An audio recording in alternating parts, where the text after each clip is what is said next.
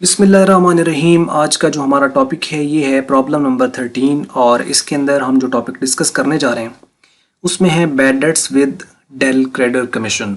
इसके अंदर उसको डेल क्रेडिटर कमीशन जो है वो मिल रहा है कंसाइनी को और उसके साथ बैड डेट्स हो गए। पिछली प्रॉब्लम में हम लोगों ने डिस्कस किया था कि अगर वो ये वाला पोर्शन सिर्फ ना दे, चाहे वो डेल क्रेडिटर कमीशन उसको दे रहा हो ना दे रहा हो, क्वेश्चन पर कोई फ़र्क नहीं पड़ता, नॉर्मल तरीके से क्वेश्चन आपका सॉल्व हो जाता है। हाँ, बैड डेट्स हो रहे हों तो उसके साथ हमें देखना पड़ता है कि डेल क्रेडिटर कमीशन उसको मिल रहा है या नहीं मिल रहा है। अगर उसको डेल क्रेडिटर कमीशन मिल रहा है तो फिर भी क्वेश्चन पर कोई फर्क नहीं पड़ता। हाँ, अगर बैड डेट्स हो रहे हैं और उसको डेल क्रेडिटर कमीशन नहीं मिल रहा है फिर क्वेश्चन पर फर्क जो है वो यहाँ पर पड़ता है। आइए क्वेश्चन को सबसे पहले समझ लेते हैं, फिर हम आगे चलते हैं, इसको देखते हैं कि कहाँ से बात चल रही है। बात कर रहा है कि on the 1st January 2016 Razzaq and company of Lahore consigned to the Mushtaq and co of Mardan 100 cycles of at ₹500 each. यानी यहाँ पे रज़ाक एंड कंपनी कंसाइनर है और मुश्ताक एंड कंपनी जो है ये कंसाइनी है। 100 साइकिल उसने जो है वो उसको कंसाइंड किए हैं, 500 का एक है।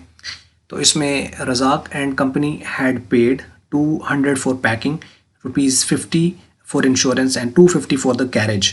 ये उसके डायरेक्ट एक्सपेंस हैं क्योंकि रज़ाक एंड कंपनी जो है वो यहाँ पे कंसाइनर है तो उसने पे किए हैं। Razak and company had paid, ठीक है, तो ये कंसाइनर के डायरेक्ट एक्सपेंस हो गए, दोनों को हम ऐड कर देंगे। ये तो टोटली 50,000 जो है वो कंसाइनमेंट के डेबिट साइड पे चला जाएगा। ये आपके 50 और ये 250 300 और ये 500 बन जाएंगे, तो 500 ये भी कंसाइनमेंट अकाउंट की डेबिट साइड पे आ जाएंगे। उसके अलावा है तो on the 1st March 2016 Mushtaq and company sold 75 cycles for 45,000।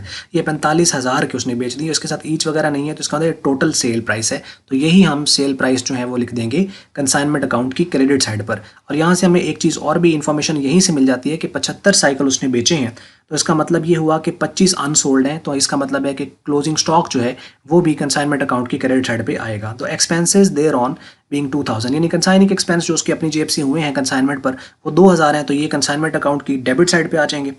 Mushtaq and company are entitled for ordinary commission 5% and 2% del credere commission on sales. अब ये देखो डेल क्रेडिटर कमीशन यहाँ पर मिल रहा है विद डेल क्रेडिटर कमीशन हो गया, लेकिन अब हम ये देखना है कि इसके साथ डेल क्रेडिटर कमीशन है तो बैड डेट्स हैं या नहीं है। अगर इसको मिल रहा है और बैड डेट्स हैं तो तब भी आपने इग्नोर कर देना है।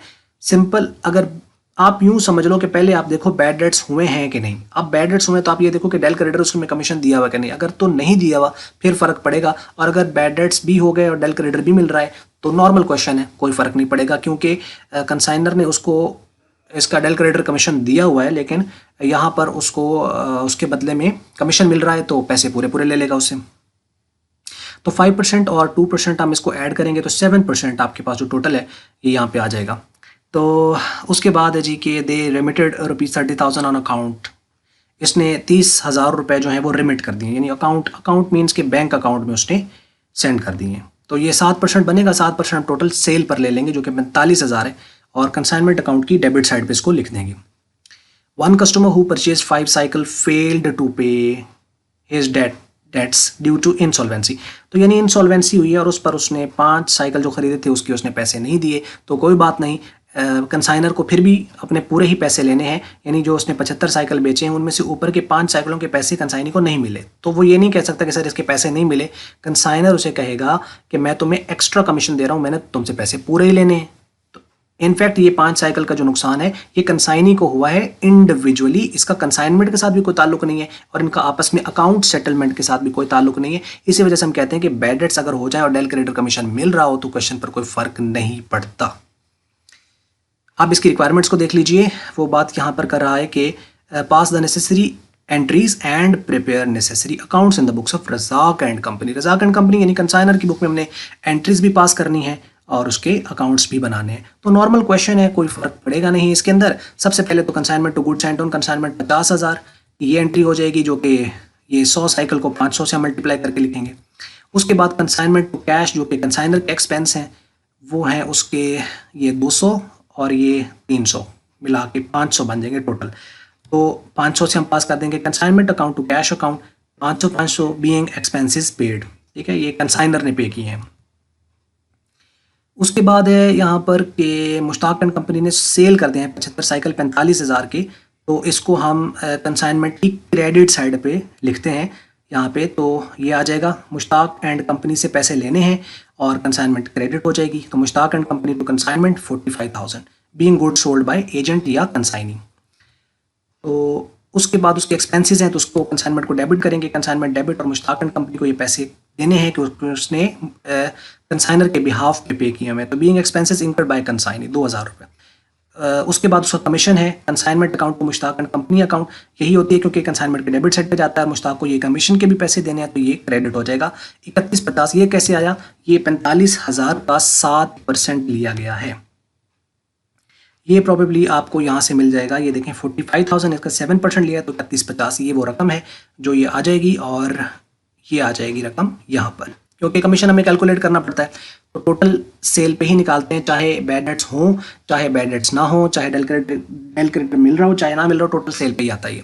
तो यहाँ तक तो लगी होगी समझ। उसके बाद उसने कुछ एडवांस जो है वो यहाँ पे रिमिट किया, ये देखो रिमिटेड ₹30,000 ऑन अकाउंट। तो बैंक बैलेंस बढ़ेगा और मुश्ताक एंड कंपनी जो हमारा डेटर था वो कम हो जाएगा, तो ये आ जाएगी एंट्री इसकी यहाँ तक।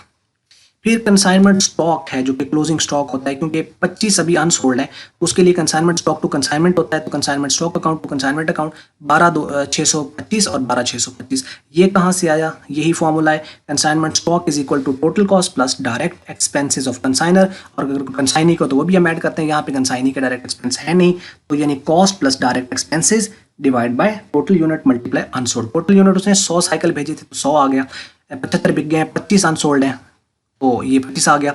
50,000 जो कि टोटल उसने कंसाइनमेंट सेंड की होती है, जो कि पहली एंट्री होती है ये, और उसके ऊपर 500 ये खर्चा है जो कंसाइनर ने खुद किया हुआ है। तो 50,000 जमा 500 इसको आप करो तो 12,625 ये आ जाएगी। तो इसको हम एंट्री पास कर देते हैं ये वाली, और आखिरी क्लोजिंग एंट्री है जो कि गुड्स सेंट ऑन कंसाइनमेंट की होती है। तो इसको हम लोगों ने यहाँ पे नहीं, ये यहाँ कंसाइनमेंट नहीं है ना, goods sent on consignment account to trading account, ये लास्ट एंट्री ये यहाँ पर ये होनी है क्योंकि ट्रेडिंग में जाके ये क्लोज हो जाता है। तो being goods sent on consignment transfer to the trading account, ये एंट्री आ जाएगी 50,000 और ये हो गया यहाँ तक डन।